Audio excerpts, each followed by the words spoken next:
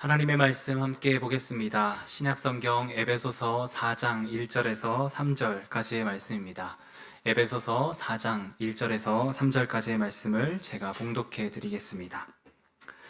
그러므로 주 안에서 갇힌 내가 너희를 권하노니 너희가 부르심을 받은 일에 합당하게 행하여 모든 겸손과 온유로 하고 오래 참음으로 사랑 가운데서 서로 용납하고 평안에 매는 줄로 성령이 하나 되게 하신 것을 힘써 지키라. 아멘.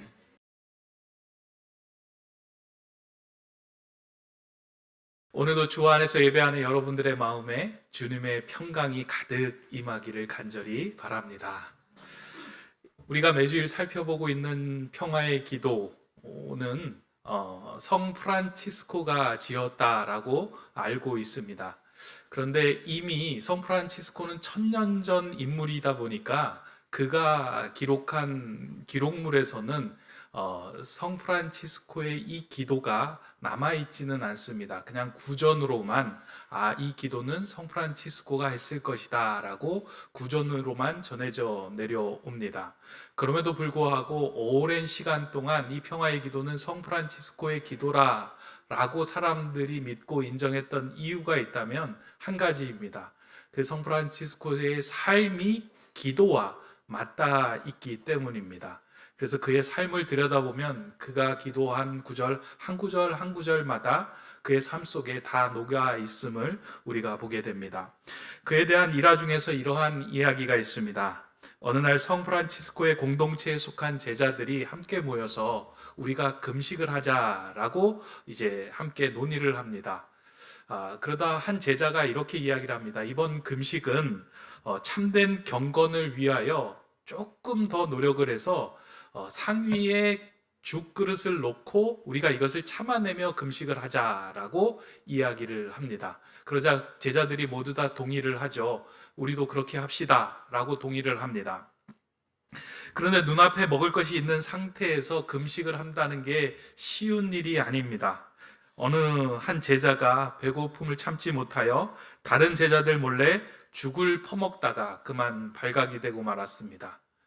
그 현장에서 제자들이 몰려들어서 죽을 퍼먹던 제자들을 향하여 비난의 말을 쏟아내기 시작했습니다. 프란치스코가 그 장면을 보다가 갑자기 그 상위에 놓인 그릇을 집어들고 그 그릇에 있는 죽을 벌컥벌컥 마셔버렸습니다. 어리둥절한 제자들을 향하여 프란치스코가 이렇게 말합니다. 여러분, 서로 사랑하며 하나가 되는 것이 경건을 위하여 금식을 오래 하는 것보다 훨씬 나은 일입니다. 아마 프란치스코의 그런 마음 속에는 어떠한 경건의 모양이 중요한 것이 아니라 하나가 되기 위하여 서로를 받아들여주고 용납하는 것이 훨씬 더 경건의 중요한 모습이다라는 것을 제자들에게 전해주고 싶었던 것입니다. 프란치스코의 이러한 마음과 잘 맞닿아 있는 간구가 오늘 우리가 살펴볼 분열이 있는 곳에 일치를 이루게 해달라라고 하는 간구입니다. 오늘 설교 주제이기도 합니다. 분열은 죄로 인하여 파생된 결과입니다. 하나님과 아담 그리고 하와는 에덴 동산에서 하나가 되어 살았습니다. 그러니까 원래 분열이 존재했던 것이 아니고요. 하나님께서 처음 창조하셨던 그 에덴 동산에는 하나됨이 있었습니다. 근데 그 하나됨 안에 죄가 들어오기 시작한 그 순간부터 분열이 일어나기 시작합니다. 아담과 하와가 사람과 사람 사이의 관계가 갈라집니다. 그리고 사람과 하나님과의 관계도 갈라지며 분열이 생깁니다. 죄는 이렇게 하나 되지 못하고 갈라서게 하는 능력이 있습니다. 왜냐하면 죄는 우리로 하여금 하나님의 자리에 서고자 하며 상대방을 다스리려고 하는 자리에 머물게 하는 힘이 있기 때문입니다. 최근에 우리 사회를 들여다보면 많은 분열의 현상이 곳곳에서 나타나고 있음을 보게 됩니다. 정치의 그 현장을 들여다보면요, 좌와 우, 진보와 보수, 그 진영들이 가지고 있는 논리에 의해서 분열의 골이 점점 더 깊어져 가는 것을 보게 됩니다. 세대 간의 분열도 만만치가 않습니다.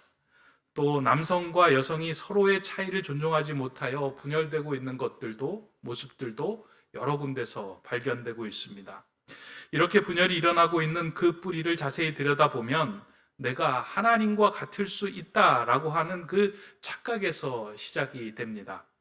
에덴 동산에서 뱀이 와서 하와를 유혹할 때 내가 이 선악과를 먹으면 하나님과 같이 될 수 있다라고 이야기를 하죠. 그 선악과를 먹고 난 다음에 우리의 마음속에 어떠한 상황들이 벌어졌냐면 우리가 하나님과 같이 될 수 있다라는 착각에서 남들을 비판하고 판단하고 정죄하는 그 하나님 자리에 서는 그 순간부터 분열이 일어나게 된 것입니다.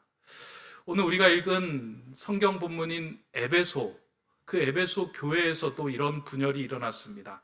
그들은 하나님을 믿는 교인들임에도 불구하고 한 교회 공동체 안에 속해 있는 성도들임에도 불구하고 그들 사이에서는 분열이 일어났습니다. 그 분열의 이유는 이것입니다. 유대인 신자와 이방인 신자가 그들 안에 섞여 있었는데 유대인들은 자신들이 믿는 하나님에 대한 신앙의 색깔이 있었습니다. 그리고 이방인들은 자신들이 지금껏 배워왔던 문화, 환경, 그리고 학문 속에서 배워왔던 그런 하나님에 대한 이해, 그 차이가 서로 좁혀지지 않자 그들 사이에서 분열이 일어나고 갈등의 골이 깊어졌던 겁니다. 바울은 이렇게 에베소 교회가 분열되는 그리고 갈등으로 인해서 점점 골이 깊어지는 상황 속에서 교회는 하나 되어야 한다, 갈라져서는 안 된다, 분열된 곳에 일치가 있어야 한다라고 하면서 이 에베소서를 기록하고 난 후에 오늘 본문의 말씀처럼 너희가 하나 되기를 원한다 하는 심정으로 이 4장의 말씀을 이어가고 있습니다. 그 가운데 오늘 우리가 읽었던 본문 마지막 절 3절을 보면 이렇게 기록하고 있습니다. 평안에 매는 줄로 성령이 하나 되게 하신 것을 힘써 지키라. 교회를 하나님께서 하나 되게 세워주셨는데 그 속에 분열이 들어와 죄가 들어와서 갈라지는 일에 너희가 동참하지 말고 평안에 매는 줄로 교회가 하나 되게 하는 것을 힘써 지켜내라 라고 권면을 하고 있습니다.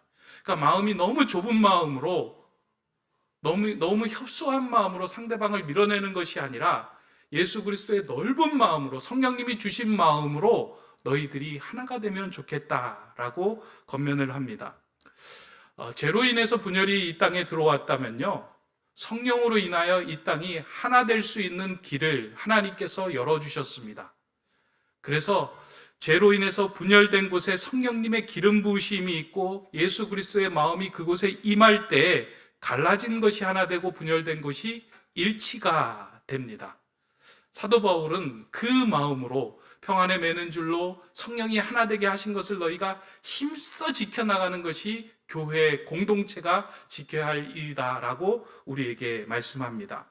그런데 이렇게 권면하는 바울 역시도 이전에는 좁은 세계관, 편협한 신앙관 때문에 많은 사람들을 배척하는 삶을 살았습니다. 그러니까 자기가 생각하는 하나님, 자기가 믿는 하나님이 옳았다라고 여기고 남들이 믿는 하나님에 대해서는 인정해 주지 않았던 것입니다. 그러니까 교회주의, 율법주의에 사로잡혔던 모습이 사도 바울의 모습이었는데 하나님께서 그 바울을 들어서 그의 편협하고 협소한 그릇을 넓혀서 어떠한 교회주의, 율법주의의 신앙이 아니라 더 큰 하나님 나라의 신앙을 가지고 이 땅을 품을 수 있도록 그를 부르셨습니다. 사도 바울을 부르시고 난 후에 그의 눈을 열어주셨습니다. 그 눈을 열어주셨다라고 하는 이야기가 사도행전 9장 15절에 나오는데요. 바울이 다메섹에서 하나님을 만나고 예수님을 만난 이후에 눈이 멀지 않습니까? 그 눈을 열기 위하여 아나니아라고 하는 그 사람을 보내는데 그 아나니아를 보내면서 이런 말을 예수님께서 하십니다. 주께서 이르시되 가라. 이 사람은 내 이름을 이방인과 임금들과 이스라엘 자손들에게 전하기 위하여 택한 나의 그릇이다 라고 이야기를 합니다. 그러니까 사도 바울을 예수님께서는 그릇이다 라고 이야기를 하는 거예요. 이전에 담았던 그릇과 비교할 수 없는 큰 그릇으로 이방인들과 유대인들과 믿지 않는 자들에게 복음을 전하는 큰 그릇으로 내가 바울을 택하여 세웠다라고 말씀해 주고 있습니다. 참 중요한 구절이다라고 생각을 하는데요. 신앙생활을 하면서 우리는 그릇이 너무 작아서, 함량이 너무 작아서 옆 사람을 품지 못할 때가 참 많이 있습니다. 근데 신앙인들은요, 그 안에 담겨져 있는 것이 예수 그리스도이기 때문에 결코 이 그릇이 작아서는 안 됩니다. 왜냐하면 예수의 그릇은 너무나도 크고 그 안에는 하나님의 나라가 담겨 있기 때문입니다. 그래서 바울은 하나님의 나라를 담는 그 순간부터 이전에 협소했던 교회주의, 율법주의, 편협한 신앙관들을 벗어버리고 이방인이나 그리고 유대인들이나 믿지 않는 자나 믿는 자들이나 그들에게 복음을 전하는 그릇으로 새로워진 삶을 살아가게 되었던 것입니다. 그래서 바울은 이처럼 자신 안에 부어주신 그 성령의 능력으로 하나님 나라를 품고 난 이후에는 분열된 것이 하나가 되게 하는 일에 최선을 다하며 살았던 삶입니다. 그렇게 바울이 목회하고 사역하고 하나님의 말씀을 전하면서 깨달았던 것이 여러 가지가 있었는데요. 그 중에 공동체가 분열될 때에, 그러니까 갈라질 때에 하나 되게 하기 위한 아주 중요한 비결을 바울이 발견하고 난 후에 성도들에게 전해줍니다. 에베소 교인들에게도 이렇게 전해줍니다. 그게 오늘 읽은 본문 2절의 말씀인데요. 모든 겸손과 온유로 하고 오래 참음으로 사랑 가운데서 서로 용납하고 라는 겉면을 하는데요. 우리가 앞서서 읽었지 않습니까? 평안에 매는 줄로 서로 하나 되게 하라라고 이야기하는데요. 저는 이 본문을 읽으면서 이런 생각을 했어요. 평안에 매는 줄로 공동체가 갈라질 때 꼭 묶으려고 하는데 그 매는 줄의 재료가 무엇이냐? 공동체를 하나 되게 하기 위하여 매는 줄의 재료가 무엇이냐? 바울은 그 재료를 지금 본문 2절에서 이야기하고 있는 거예요. 그것을 겸손과 온유와 용납이다라고 이야기를 하고 있습니다. 좀 바꾸어서 이야기를 한다면 평안에 매는 줄을 이렇게 하나의 목걸이 줄이라고 한다면 그 목걸이 줄을 가치 있고 능력 있게 만드는 보석들이 그 안에 3개가 박혀 있는데 하나는 겸손, 하나는 온유, 하나는 용납이라고 하는 보물이 박혀 있을 때 그것이 평안에 매는 줄로 온전하게 하나됨을 지킬 수 있는 힘을 가진 줄이 된다라는 것을 알려주고 말씀하고 있습니다. 제가 이제 노자의 도덕경을 읽으면서 이렇게 마음에 담아두었던 한 문구가 있는데요. 노자가 자신이 이렇게 좁은 그릇에서 어떻게 큰 그릇으로 이렇게 성장할 수 있었느냐라는 것을 설명하면서 아유삼보라는 이야기를 합니다. 이 아유삼보는 나는 있다 3가지 보물, 그러니까 내 안에 3가지 보물이 있다라고 이야기를 하는데요. 그러면서 이제 그 3가지 보물이 무엇인지 노자가 이야기를 합니다. 첫째는 일왈자라고 이야기합니다. 이 자라는 것은 자애로움이라는 것인데요. 노자는 어머니의 자애로움을 통해서 사랑이 얼마나 큰 것인지를 배웠다라고 이야기를 합니다. 이게 첫 번째 보물이라고 이야기하는 거예요. 그냥 사랑은 내 욕심, 내가 필요한 것으로 원하는 것을 얻고자 행하는 것이 아니라 아낌없이 주는 그 어머니의 사랑으로 내가 정말로 진정한 사랑을 배웠다라고 하면서 그것을 자신의 보물로 삼았다 이야기를 합니다. 두 번째는 이왈검이라고 이야기하는데요. 검소함을 이야기합니다. 나는 검소함을 배웠기 때문에 모든 것을 소중하게 여김으로 아끼는 그 미덕을 알게 되었다. 그러니까 검소하기 때문에 하나하나 모든 것을 소중하게 여기고 아낌을 통해서 이것이 얼마나 작은 것도 소중한 것인지를 깨닫게 되었다라고 말합니다. 마지막으로는 3할 불감이 천하 사람들 앞에서 우쭐대며 나서지 않고 겸손하였기에 우두머리가 될 수 있었다라고 이야기합니다. 자신이 많은 사람들이 인정해주고 이 말을 들으려고 오는 이유는 내가 우쭐대며 나서지 않고 겸손한 모습으로 섰기 때문에 사람들이 나에게 몰려오게 되었다라고 이제 이야기를 합니다.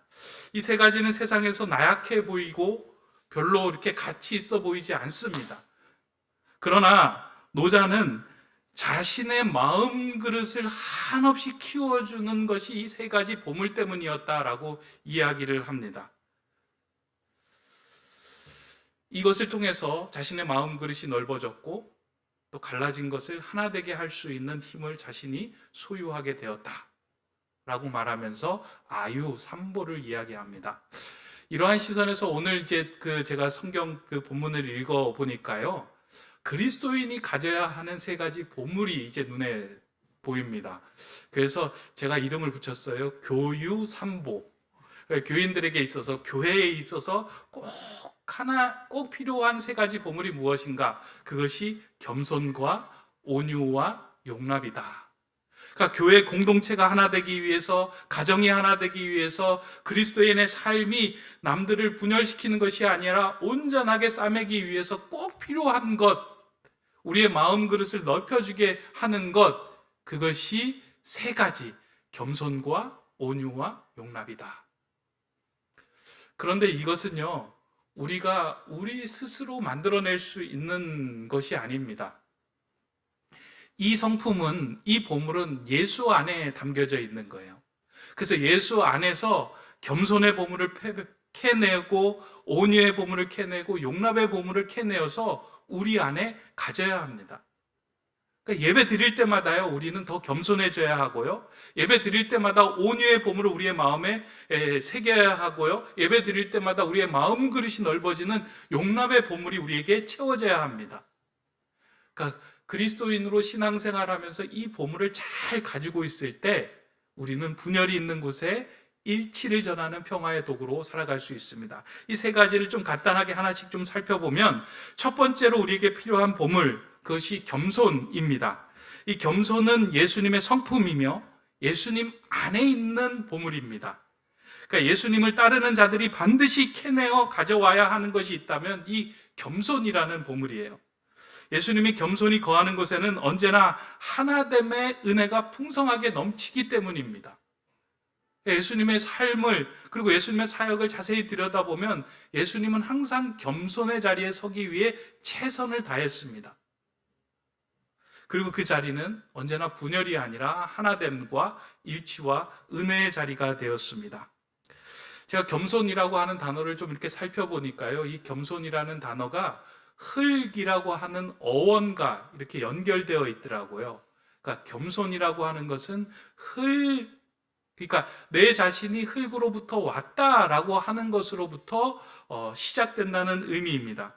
다시 말해서 하나님께서 흙으로 나를 지으시고 내 인생의 주인이 하나님이심을 인정하기 시작할 때 우리 마음속에 우리는 자랑할 것이 없고 다른 사람들을 나보다 낮게 여길 수 있는 마음이 시작된다는 거예요.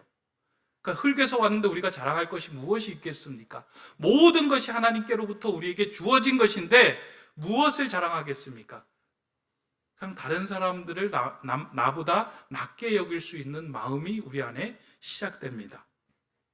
그래서 바울이 기록한 서신서를 보면 교회가 분열되고 갈라질 때 바울은 그 비책으로 항상 그 교회를 향하여, 성도들을 향하여 겸손하라라고 이야기를 합니다. 오늘 이제 에베소 교회를 향하여서도 그 권면을 했지만 빌립보 교회를 향하여서도 그 권면을 합니다.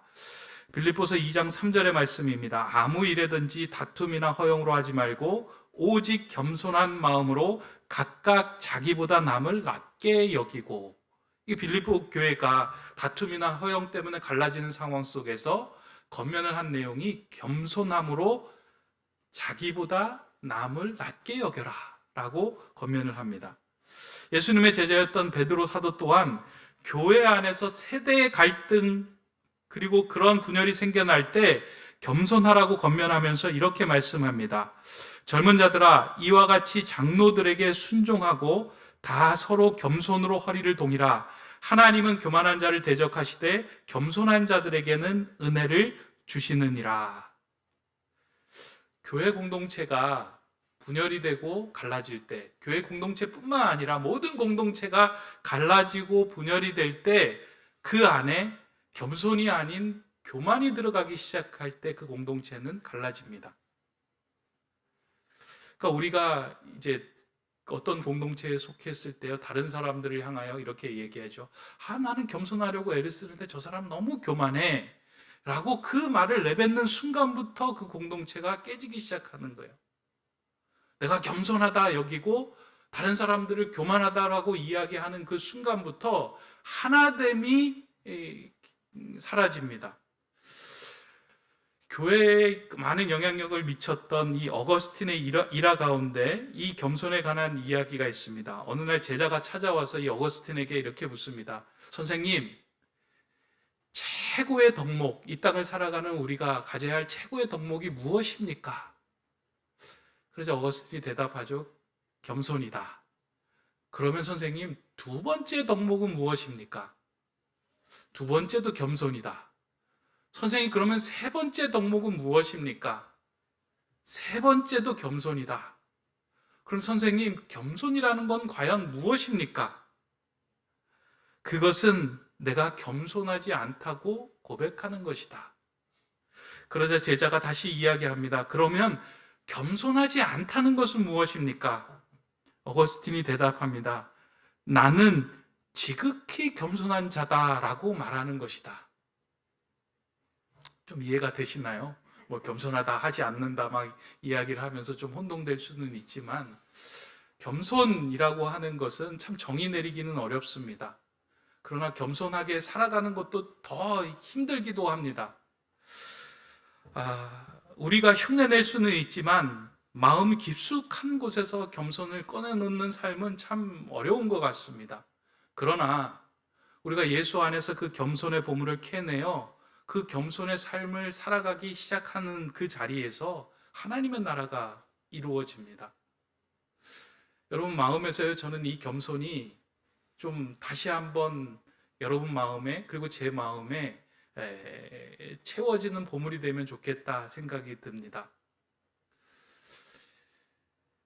우리가 살아가는 모든 것들이 주님께로부터 왔음을 온전히 인정할 수 있다면 우리는 이 겸손의 삶을 살아갈 수 있습니다. 내가 예배할 수 있는 것, 이렇게 살아가는 것, 숨 쉬는 것, 이 모든 것이 주님께서 나에게 허락하신 선물이에요. 그 마음을 주님으로부터 갖기 시작하면 우리 안에 이 겸손의 마음이 조금씩 자라기 시작합니다. 저는 이 교회를 세워가는 아주 중요한 보물 하나, 이 겸손의 보물을 저와 여러분이 이곳에서 신앙생활을 하는 동안에 절대 놓치거나 외면하지 않으셨으면 좋겠습니다. 그래서 이 겸손의 보물을 가지고 분열이 된 곳에 일치를 이루어가는 그 평화의 도구로 사용하는 저와 여러분 되기를 바랍니다. 두 번째는 하나 되기 위하여 우리에게 필요한 보물이 있다면 그것은 온유입니다. 이 온유와 겸손은 예수님의 성품인데 하나의 짝입니다. 마태복음 11장 29절을 보면 예수님이 본인의 성품에 대해서 이렇게 말하고 있습니다. 나는 마음이 온유하고 겸손하니 나의 멍에를 메고 내게 배우라. 그리하면 너희 마음이 쉼을 얻으리라. 그러니까 마음이 온유하고 겸손한 것이 예수님의 성품인데 그 온유하고 겸손한 그 성품을 우리의 마음에 새길 때 우리의 마음에 참 평안과 쉼을 누릴 수 있다. 그래서 이것을 너희도 캐내어서 가져가기를 소망한다라는 말씀입니다. 온유라고 하는 것은 그냥 단순히 부드러운 성품을 이야기하는 것이 아닙니다. 제가 여러 번 좀 말씀을 드렸는데요. 온유를 잘 이렇게 표현한 내용 가운데 하나는 그 들판에서 야생마가 주인이 없던 야생마가 주인의 손에 의해서 길들여져서 통제되어 나타나는 힘, 그것을 온유라고 이야기를 합니다. 다시 말해서 자기가 모든 상황에 대해서 바깥으로부터 오는 자극에 대해서 자기 스스로 빠르게 반응하고 빠르게 판단하여 행했던 것들을 나의 고삐를 잡고 있는 주인의 시선에 눈을 맞추는 것, 그것이 온유다라는 거예요. 그러니까 나를 통제하고 있는 주님께 나의 시선을 돌려드리는 힘을 온유라고 말할 수 있습니다. 조금 더 정리를 해보면 유대인 정신의학자인 비터 프랭클이 이것을 이렇게 표현합니다. 자극과 반응 사이에는 공간이 있고 그 공간에서의 선택이 우리의 삶의 질을 결정짓는다. 그러니까 자극하고 반응 사이에는 공간이 있는데 그 공간에서 선택하고 있는 것들이 우리의 삶의 질을 결정한다는 겁니다. 저는 온유가 이곳에 있다라고 생각을 해요. 여러분들이 차를 몰고 가다가요, 누가 앞에서 싹 뛰어들 때요, 여러분들이 어떻게 반응을 합니까? 이렇게 욕을 하기도 하고요, 그 다음에 이렇게 화가 나기도 하고요, 분노하기도 하고요, 나도 바쁜데 왜 앞길을 차를 막냐라고 하면서 운전은 어디서 배웠냐 막 그러면서 이제 막 여러 가지 반응들이 나타나잖아요. 근데 이런 자극이 들어왔을 때 잠시 숨을 참고 그 자극과 반응 사이에 공간을 넓혀서 생각하는 힘, 그게 온유예요. 그러니까 우리 삶 속에서 그렇잖아요. 누가 우리의 삶에, 그리고 누가 우리의 그 생각 속으로 불쑥 쳐들어올 때, 그 자극을 줄 때 우리는 반응을 하게 됩니다. 근데 그 반응의 공간이 너무나도 협소하고 좁은 사람들은 자신의 마음속에 있는 것들이 그대로 터져나가기 시작하는 거예요. 세상의 반응으로 터져나가요. 그러나 이 반응의 공간을 넓혀서 그 안에 예수 그리스도의 반응으로 우리의 삶을 통제하고 있는, 우리의 삶의 주인 되시는 그분의 반응으로 이끌어내는 삶이 바로 온유의 삶입니다. 교회는, 그리고 공동체는 이 온유의 삶에 공간이 넓은 사람들이 있을 때에 갈라지지 않고 하나가 되는 거예요. 그러니까 누가 뭐라고 이야기를 했을 때 바로 반응하는 것이 아니고요, 꾹 참고 저분이 어떠한 일이 있었구나라고 그 반응의 공간에서 예수님이라면 어떻게 반응하였을까라는 마음을 조금씩 넓혀갈 때 거기에는 하나됨의 역사가 일어납니다. 이 땅의 분열이 가속화되는 결정적인 이유가 있다면 이 공간이 너무 얇아지고 협소해지기 때문입니다. 싸움이 일어나는 곳 여러분들 보시면 알잖아요. 자극이 오면 바로 주먹이 나가면 거기에 싸움이 생기는 거예요. 그러나 그 공간이 넓어지고 점점 더 커지면서 예수 그리스도가 내 인생을 주관하고 계심을 믿고 그분에게 내 인생을 맡기는 그 힘이 작동되기 시작할 때 그곳에는 평화가 이루어집니다. 이 공간을 넓혀가는 것이 온유, 그리고 이 공간을 키우는 그 힘이 예수 그리스도 안에 있는 온유의 보물을 캐내어낼 때 우리 안에 생겨나는 그 품성이 됩니다. 저는 이 두 번째 품성도 우리 교회 안에, 그리고 우리 성도님들 마음속에 꼭 채워지는 보물이 되기를 바랍니다. 이제 세 번째, 마지막인데요. 세 번째로 우리가 하나 되기 위하여 우리에게 필요한 보물은 용납이라는 보물입니다. 오늘 본문을 읽어보면 바울은 오래 참음으로 사랑 가운데서 서로 용납하라라고 권면하고 있습니다. 그래서 어떤 학자들은 오래 참음, 사랑, 용납, 이 세 가지를 이야기를 하고 있는데요. 저는 본문을 읽다 보니까 용납에 여기에는 방점이 있구나라는 생각이 들어서 용납 하나에만 집중하려고 합니다. 왜냐하면 용납한다라는 것은, 누군가를 용납한다는 것은 오래 참음과 사랑이 있어야지만 누군가를 용납할 수 있기 때문입니다. 그렇잖아요. 상대방을 받아들이기 위해서는 상대방을 향하여서 오래 참음과 사랑이 있을 때에만 그 사람을 온전히 받아들이고 용납할 수 있습니다. 용납은 상대방을 있는 그대로 받아들이는 것입니다. 내가 원하는 침대의 크기를 정해놓고 길면 잘라내고 짧으면 느리는 그런 프로크로테스식의 용납이 아닙니다. 오히려 상대방을 수용하기 위하여 나의 모난 부분을 깎아내고 받아주는 것, 그것을 말합니다. 이 용납하다라고 하는 그 단어를 찾아보다 보니까요, 이 원어의 의미는 허물을 감싸 안다라는 의미가 있습니다. 그리고 여기서 나온 그 또 다른 의미가 담요를 덮어주다라는 의미가 이 용납 안에 들어가 있는 것을 보았습니다. 담요를 덮어준다라고 하는 이 표현은 성경에서 창세기에서 보면 이 노아가 포도주를 먹고 아들 앞에서 실수를 하잖아요. 그래서 벌거벗은 채로 누워서 잠이 들잖아요. 그 세 아들 중에 이제 두 아들이 담요를 들고 와서 그 아버지를 덮어줍니다. 그러니까 수치를 가려주고 용납하고 인정하며 받아들입니다. 여기에서 그 아들이 아버지를 덮어주는 것, 이게 용납의 그 어원과 연결되어 있습니다. 이렇게 누군가를 받아들이고 용납할 때 그곳에서 회복과 치유가 일어나고 갈라지고 분열된 것이 일치가 되는 은혜가 생겨납니다. 이게 이제 세 가지의 보물인데요. 겸손, 온유, 용납. 이것이 그리스도인, 그리고 교회, 이 땅에 하나님의 나라를 세워가는 자들이 마땅히 가지고 있어야 하는 귀한 보물입니다. 이 세 가지의 보물로 줄을 엮어서 공동체를 묶기 시작할 때 그 공동체가 하나가 됩니다.